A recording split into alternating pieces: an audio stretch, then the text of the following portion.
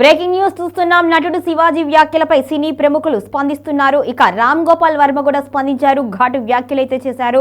ఇక నిన్నెవరు పట్టించుకుంటారు అనే అర్థం వచ్చినట్లుగా రామ్ గోపాల్ వర్మ అయితే తన కామెంట్ ని పోస్ట్ చేశారు. మొత్తానికైతే శివాజీ చేసిన వ్యాఖ్యలైతే వివాదాస్పదంగా మారాయి.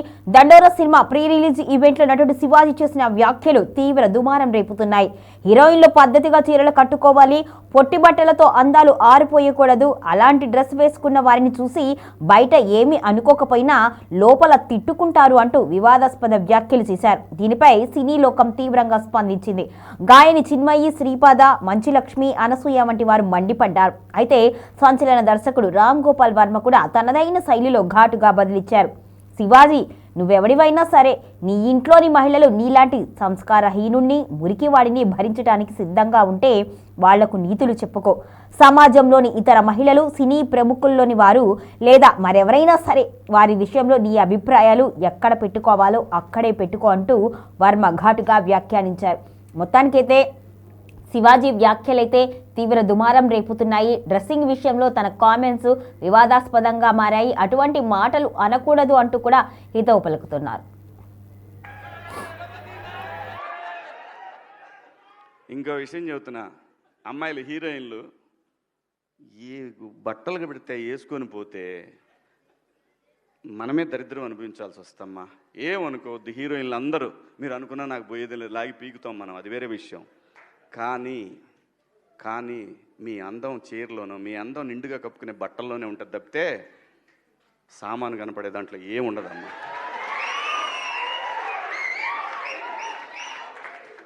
అవి వేసుకున్నంత మాత్రాన చాలామంది చూసినప్పుడు నవ్వుతూ అంటారు, కానీ దేద్రమ్ముండ ఎలాంటి బట్టలు ఎందుకు వేసుకుని కాస్త మంచి వేసుకోవచ్చుగా, బాగుంటావు కదా అనాలనిపిస్తుంది. లోపల అనలేము.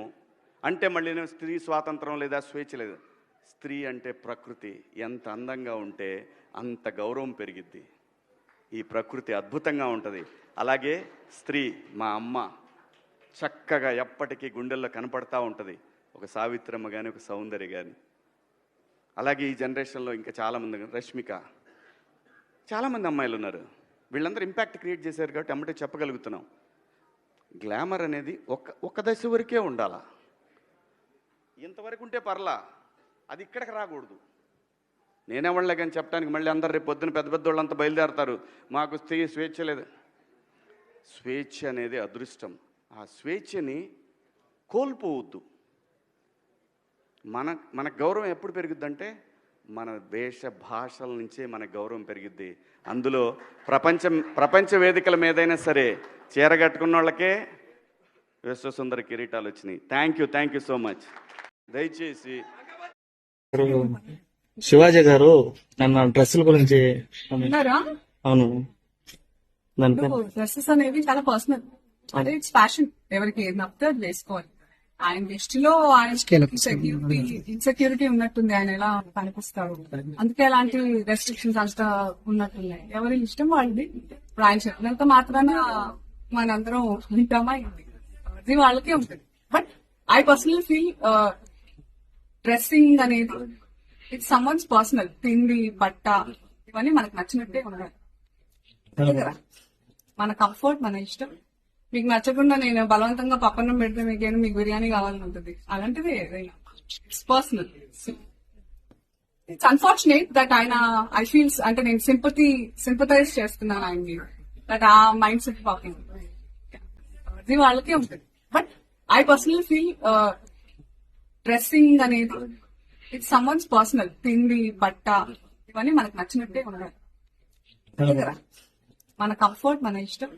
మీకు నచ్చకుండా నేను బలవంతంగా పప్పన్నం పెడితే మీకు బిర్యానీ కావాలని ఉంటుంది, అలాంటిది ఏదైనా it's personal.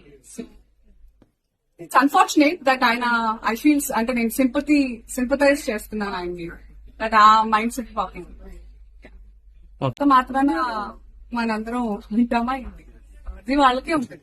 But I personal feel dressing అనేది ఇట్స్ సమ్వన్స్ పర్సనల్. తిండి, బట్ట, ఇవన్నీ మనకు నచ్చినట్టే ఉండాలి కదా.